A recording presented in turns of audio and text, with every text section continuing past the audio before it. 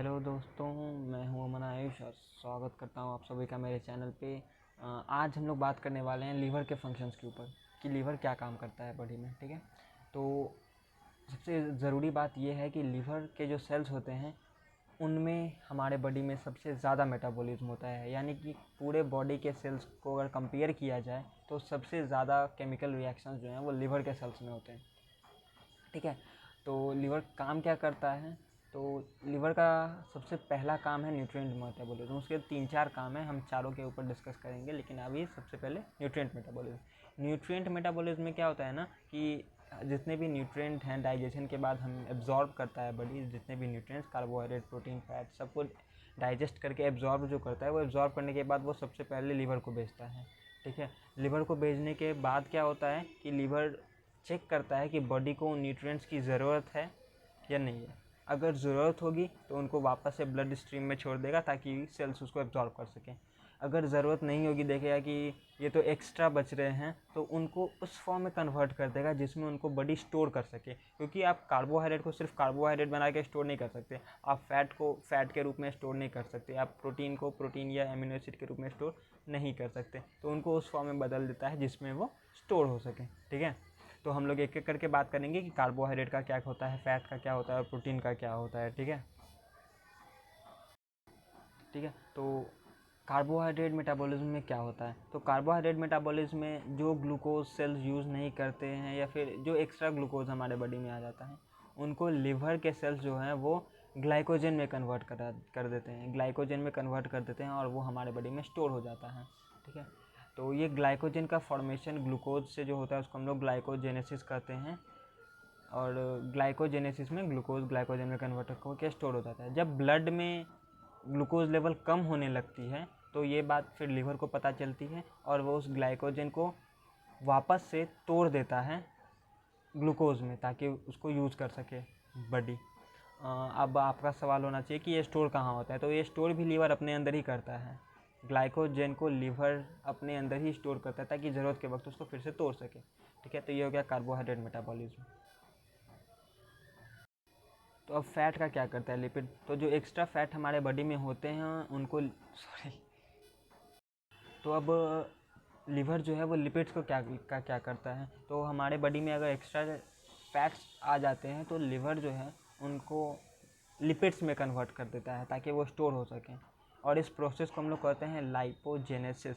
ठीक है, लाइपोजेनेसिस से फैट्स को लिपिड्स में कन्वर्ट कर देता है और वो उनको स्टोर कर लेता है। जब फैट्स की कमी होती है तो उन लिपिड्स को वापस से तोड़ देता है फैट में ताकि यूज़ किया जा सके। तो ये जो ब्रेकडाउन का प्रोसेस होता है उसको लाइपोलिसिस कहते हैं। तो ये लाइपोजेनेसिस और लाइपोलिसिस ये दो काम होते हैं जो लीवर करता है फैट मेटाबॉलिज्म के लिए। और उसके बाद आते हैं प्रोटीन मेटाबॉलिज्म में। अब ये जो फैट को लिपिड्स में कन्वर्ट करते हैं वो लिपिड्स स्टोर कहाँ पे होते हैं? तो वो एडिपोज टिश्यू में स्टोर होते हैं। हमारे स्किन के नीचे होता है एडिपोज टिश्यू का एक लेयर, उसमें फैट स्टोर होते हैं। अब बात करते हैं प्रोटीन मेटाबॉलिज्म की। तो लीवर जो है वो प्रोटीन के साथ क्या करता है? तो अगर हम लोग एक्स्ट्रा प्रोटीन ले लेते हैं तो वो डाइजेशन के दौरान प्रोटीन तो एमिनो एसिड में बदल जाता है, यानी कि हम लोग के बॉडी में एमिनो एसिड ज़्यादा हो जाता है। तो लीवर क्या करता है, उस एमिनो एसिड को या तो फैट में बदल देता है या फिर ग्लूकोज में बदल देता है और फिर उनसे वही प्रोसेस करवाता है जो कि कार्बोहाइड्रेट या ग्लूकोज या फिर फैट का होता है। ग्लूकोज के केस में ग्लाइकोजेनेसिस, फैट से केस में लाइपोजेनेसिस, ये सब जो मैंने बताया वो कर सकते हैं। लेकिन इन दोनों काम करने से पहले ज़रूरी ये है कि एमिनो एसिड में से एमीन ग्रुप को हटा दिया जाए, तभी ये काम हो पाएगा। अगर आपको एमिनो एसिड का स्ट्रक्चर पता है तो आपको मालूम होगा कि एमिनो एसिड में एक NH2 ग्रुप होता है। उस NH2 ग्रुप को हटाना पड़ता है ताकि वो फैट मेटाबॉलिज्म या फिर कार्बोहाइड्रेट मेटाबॉलिज्म, ये दोनों में से किसी पाथ को प्रोटीन फॉलो कर सके। तो ऐसा करने के प्रोसेस को हम लोग डीएमिनेशन कहते हैं।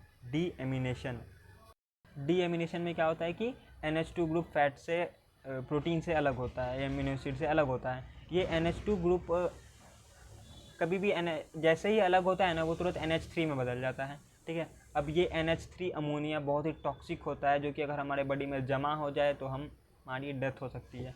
ठीक है, और इसको हम लोग अमोनिया के फॉर्म में बॉडी से बाहर नहीं निकाल सकते क्योंकि ये बहुत ही ज़्यादा पानी का ज़रूरत पड़ता है इसको निकालने के लिए। तो ये दोनों काम नहीं हो सकता। तो लीवर तुरंत इस अमोनिया को यूरिया में कन्वर्ट कर देता है, अमोनिया को यूरिया में कन्वर्ट कर देता है।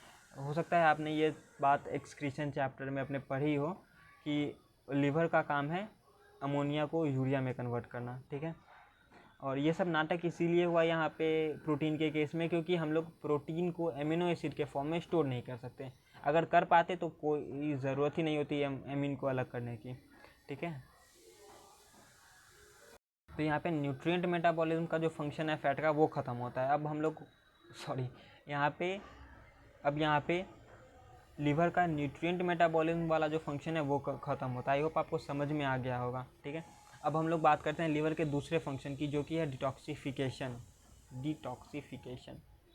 तो डिटॉक्सिफिकेशन में लीवर के पास सबसे पहले होते हैं लीवर के अपने कुछ फैगोसाइटिक सेल वो सेल जो कि किसी दूसरे हार्मफुल सब्सटेंस को या फिर हार्मफुल सेल को खा जाते हैं एक तरह से, जैसे कि हमारा WBC होता है।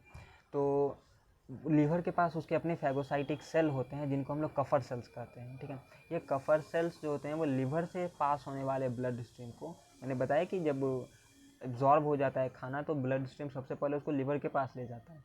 तो वही जो ब्लड स्ट्रीम जा रहा होता है उसमें अगर कोई बैक्टीरिया या फिर कोई हार्मफुल माइक्रो ऑर्गेनिज्म है तो उसको लीवर के सेल्स खा जाते हैं, ठीक है। तो ये तो पहला डिटॉक्सिफिकेशन हुआ। दूसरा डिटॉक्सिफिकेशन कैसे करता है कि लीवर में ही हम जो ड्रग्स या फिर अल्कोहल कोई लेते हैं तो वो लीवर में जाते हैं सबसे पहले और वहीं पे डिटॉक्स होते हैं यानी कि अगर उसमें कोई हार्मफुल केमिकल है तो उसको लीवर ही खा जाता है एक तरह से, या फिर उसको तोड़ देता है, केमिकल कंपाउंड को तोड़ देता है। तो ये दूसरा डिटॉक्सिफिकेशन का काम हो गया। तीसरा मैंने भी बताया प्रोटीन सिंथेसिस के टाइम, प्रोटीन मेटाबॉलिज्म में लीवर ही अमोनिया को डिटॉक्स करता है, जो कि अमोनिया हमारे बॉडी के लिए इतना हार्मफुल है, उसको लीवर ही अमोनिया को यूरिया में बदलता है। ये तीसरा काम हो गया, ठीक है। चौथा काम है कि हमारे बॉडी में इतने सारे हार्मोन्स प्रोड्यूस होते हैं, हर दिन हार्मोन्स प्रोड्यूस हो रहे हैं हमारे बॉडी में। तो हार्मोन्स, जैसे कि आप हार्मोन्स के बारे में जानते होंगे कि ये केमिकल मैसेंजर और ये सब कुछ है। तो जब हार्मोन का काम, एक पर्टिकुलर हार्मोन का काम ख़त्म हो जाता है तो उसको ब्लड स्ट्रीम में ज़्यादा देर हम लोग नहीं रहने दे सकते, है ना, नहीं तो वो अपना काम करता रह जाएगा। तो लीवर ही एक पर्टिकुलर टाइम के बाद जब उस हार्मोन का काम ख़त्म हो जाता है तो उस हार्मोन को भी नष्ट कर देता है ब्लड स्ट्रीम में। क्योंकि आप सोचिए कि पिट्यूटरी ग्लैंड, अगर एग्जांपल के रूप में लेते हैं कि पिट्यूटरी ग्लैंड ने तो अपना एक हार्मोन प्रोड्यूस किया, ब्लड स्ट्रीम में छोड़ दिया, उस हार्मोन का काम था किसी दूसरे ग्लैंड को जाके स्टिमुलेट करना, हार्मोन ने अपना काम कर दिया, तो फिर अब वो हार्मोन ब्लड में क्यों रहे? तो वो लिवर में ब्लड स्ट्रीम जो जाता है वहीं पे उस हार्मोन को भी नष्ट कर दिया जाता है, ठीक है। ये तो हो गया उसका चौथा डिटॉक्स। पांचवा डिटॉक्स इस तरह से करता है कि जो RBCs हैं, जैसा कि आपको मालूम होगा कि RBC 120 दिन बाद RBC ख़त्म हो जाता है, नष्ट हो जाता है। तो वो RBC कहाँ नष्ट होता है, डिस्ट्रॉय कहाँ होता है? स्प्लीन में। तो वो स्प्लीन लीवर के ही हल्का सा बगल में होता है। और जब RBC